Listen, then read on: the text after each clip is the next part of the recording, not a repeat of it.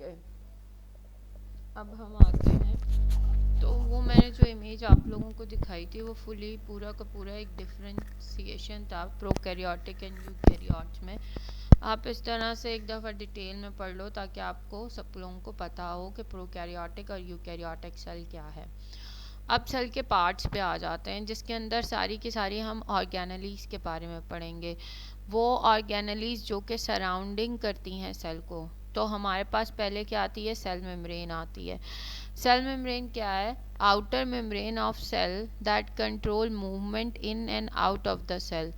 जो outer membrane होती है सेल की, जो कि कंट्रोल करता है किसको? मूवमेंट्स को। ठीक है, आउटर मेम्ब्रेन जो सेल की है, सेल मेम्ब्रेन क्या है? ये एक आउटर मेम्ब्रेन है सेल की जो सारी की सारी मूवमेंट्स को कंट्रोल करेगा, इन भी मतलब सेल के अंदर भी और आउट ऑफ द सेल भी। डबल लेयर होती है सेल मेम्ब्रेन। क्या होती है? डबल लेयर होती है।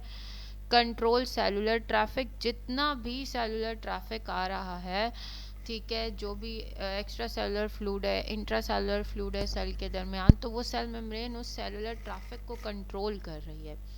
ठीक है, proteins that Spain through the membrane allow passage of materials. ठीक है, जितनी भी प्रोटीन्स हैं जो कि मेम्ब्रेन के थ्रू जा रही हैं, आ रही हैं, ठीक है, वो allow the passage of materials. Phospholipid bilayer, cell membrane जो होती है वो फॉस्फोलिपिड बाइलेयर होती है। फॉस्फोलिपिड बाइलेयर क्या है? ठीक है, ये आप लोगों ने 9th क्लास में पढ़ा था पूरा का पूरा। ठीक है, किस तरह से प्रोटीन एम्बेडेड है उसके अंदर, क्या क्या उसका स्ट्रक्चर है। ठीक है, तो ये सब है। तो सेल मेम्ब्रेन जो यहाँ पर स्लाइड में बताया गया है, तो outer membrane of the cell क्या है? हम उसको सेल मेम्ब्रेन कहते हैं। वो क्या करती है? वो मूवमेंट ऑफ द सेल को कंट्रोल करती है, वो सेलुलर ट्रैफिक को कंट्रोल करती है, डबल लेयर होती है। और वो इस चीज़ को भी देख रही है कि क्या प्रोटीन का स्पेन है थ्रू द मेम्ब्रेन और किस तरह से पैसेज ऑफ मटेरियल आ रहा है और जा रहा है। और सेल मेम्ब्रेन फॉस्फोलिपिड बाइलेयर होती है। ठीक है, तो सेल मेम्ब्रेन के लिहाज से अगर एमसीक्यूज पॉइंट ऑफ व्यू यहाँ से बनाए तो वो बेसिकली आपसे ये पूछ सकता है कि सेल मेम्ब्रेन के बारे में जब पूछे तो मे बी वो उसके नीचे एमसीक्यूज में लिख दे कि लिपिड बाय लेयर है, फॉस्फोलिपिड बाय लेयर है और डबल लेयर है और क्या फंक्शन है उसका।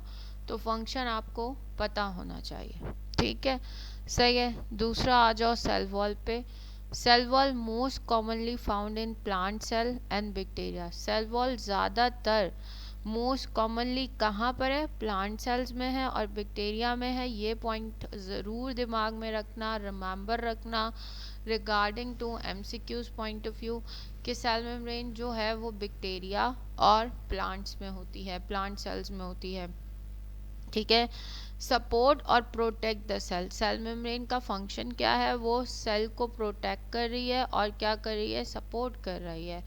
राइट, सही है। अब सेल वॉल जो है, सेल वॉल जो है वो ज़्यादातर प्लांट सेल में और बैक्टीरिया में पाई जाती है और वो सपोर्ट और प्रोटेक्ट कर रही है सेल को। तो सेल मेम्ब्रेन क्या कर रहा था? सेल मेम्ब्रेन जो था वो सारे सेलुलर ट्रैफिक को कंट्रोल कर रहा था। वो लिपिड बाय लेयर है, वो मूवमेंट प्रोवाइड कर रहा था सेल को इन और आउट ऑफ द सेल में। ठीक है, अब आगे आ जाओ, हम आगे बात करते हैं इनसाइड द सेल। अब सेल के अंदर क्या है? सेल के अंदर आपके पास क्या आता है? न्यूक्लियस आता है। Direct cell activities separate from cytoplasm by nuclear membrane. ठीक है, ये जो है सेल की एक्टिविटीज़ को डायरेक्ट करता है। ठीक है, सेपरेटेड होता है from cytoplasm by nuclear membrane. ठीक है, कंटेन जेनेटिक मटेरियल। न्यूक्लियस आपको जेनेटिक मटेरियल देगा, डीएनए देगा, डीऑक्सी राइबो न्यूक्लिक एसिड। ठीक है, डीएनए स्टैंड्स फॉर दैट। ये भी आ सकता है आपके पास एक MCQs, DNA stands for what? ठीक है, डीऑक्सी राइबो न्यूक्लिक, ठीक है, एसिड। अच्छा, जो न्यूक्लियस होता है वो स्फेरिकल शेप होता है, विजिबल होता है when cell is not divided. Visible है, ठीक है, सेल जो है वो डिवाइड जब नहीं हो रहा है तब आपको न्यूक्लियस विजिबल होगा। Contain RNA for protein manufacture. Nucleus आपको आरएनए भी देगा, राइबो न्यूक्लिक एसिड भी देगा प्रोटीन की मैन्युफैक्चर के लिए। तो न्यूक्लियस क्या है? इनसाइड ऑफ द सेल जो आपके पास चीज़ें होती हैं वो है न्यूक्लियस। न्यूक्लियस क्या करेगा? सेल की एक्टिविटीज़ को डायरेक्ट करेगा।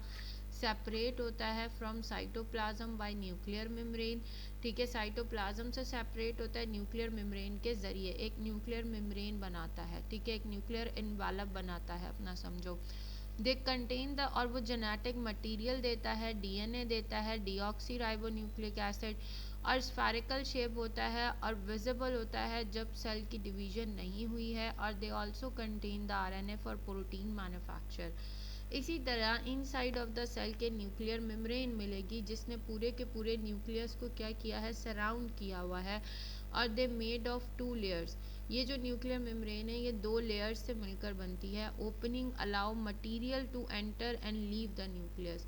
इसकी जो न्यूक्लियर मेम्ब्रेन की ओपनिंग है वो ये अलाउ करती है कि मटेरियल एंटर भी होगा और फिर वहाँ से निकल भी जाएगा न्यूक्लियस से। तो न्यूक्लियर मेम्ब्रेन क्या करी है? वो न्यूक्लियस को सराउंड करके रखी है। तो न्यूक्लियस की सराउंडिंग के इर्द गिर्द क्या है? वो है न्यूक्लियर मेम्ब्रेन। और वो कितनी लेयर से मिलकर बना हुआ है? 2 लेयर से मिलकर बना हुआ है। और जो उसकी ओपनिंग है वो क्या अलाउ करिए कि मटेरियल एंटर हो और लीव कर दे किसको? न्यूक्लियस को। अब आगे आ जाओ क्रोमोसोम्स पे। अगर हम क्रोमोसोम्स की बात करें तो इन द न्यूक्लियस, न्यूक्लियस के अंदर मेड ऑफ डीएनए, ये डीएनए का बना हुआ होता है। Contain instruction for traits and characteristics. ठीक है, ये इंस्ट्रक्शंस देता है। ठीक है, करेक्टरिस्टिक्स क्या होनी चाहिए, क्या ट्रेड्स होने चाहिए? Usually in the form of chromatin, chromatin की फॉर्म में देता है। ठीक है, contain genetic material, genetic information देगा आपको, कंपोज होगा डीएनए पे, थिकन होगा फॉर सेलुलर डिवीजन। ठीक है, सेट नंबर पर species 23 pair for human chromosomes होते हैं। ठीक है, 23 पेयर्स होते हैं।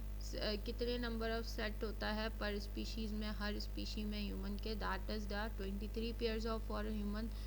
एंड कंपोज होता है डीएनए पे, और ये थिकन होता है सेलुलर डिवीजन के लिए, और in the form of chromatin होता है, जेनेटिक इंफॉर्मेशन देता है और डीएनए से मिलकर बना हुआ होता है और न्यूक्लियस के अंदर होता है। ठीक है, उसके बाद आ जाओ डीएनए क्या है? DNA stands for what? ये एमसीक्यूज यहाँ से बन सकता है।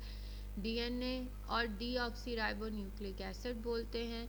ये एक हेरिडिटरी मटेरियल है ह्यूमंस के अंदर, ऑलमोस्ट ऑल अदर ऑर्गेनिजम्स, और जितने भी बाकी सारे ऑर्गेनिजम्स हैं उनमें भी डीएनए होगा। ठीक है, लिविंग ऑर्गेनिजम्स में डीएनए आपको मिलेगा। Nearly every cell in a person body has the same DNA. ठीक है, जो आपका हर सेल जो पर्सन की बॉडी का है उसका सेम डीएनए होता है। सही है। Most DNA is located in the cell nucleus. ज़्यादातर डीएनए जो होता है वो कह रहा है कि वो सेल के न्यूक्लियस में लोकेटेड होता है। Where it is called nuclear DNA, वहाँ पर इसको ये कहलाता है nuclear DNA. But a smallest amount of DNA can also be found in the mitochondria. ठीक है, अच्छा, वो कह रहा है कि जो डीएनए लोकेटेड होता है न्यूक्लियस में तो उसको हम न्यूक्लियर डीएनए कहते हैं, लेकिन छोटा सा पार्ट इसका माइटोकॉन्ड्रिया में भी पाया जाता है तो हम इसको कहते हैं माइटोकॉन्ड्रियल डीएनए या डीएनए और एमटीडीएनए। तो mtDNA is called the mitochondrial deoxyribonucleic acid. ठीक है, फिर उसके बाद उसने कहा द इंफॉर्मेशन डीएनए में किस तरह से स्टोर होती है वो उसकी बात कर रहा है। वो कह रहा है कि information in DNA is store as a code, code के तौर पर स्टोर होती है, made up of 4 chemical bases. ये कोड 4 केमिकल बेसिस से मिलकर बनते हैं, adenine, guanine, cytosine and thymine. Human DNA contain about 3 billion bases and more than 99% of those bases are the same in all peoples। कहता है कि जो human DNA होता है ना वो 3 बिलियन बेसिस के ऊपर हमें कंसिस्ट करता है, 3 बिलियंस। ठीक है, बहुत जो ये जो बेसिस बनी हुई है, मतलब ये जो एडेनिन, गवानीन, साइटोसिन और थायमीन है, ये बेसिस है ना, ये 3 बिलियंस होती हैं एक डीएनए में अगर देखा जाए तो। डीएनए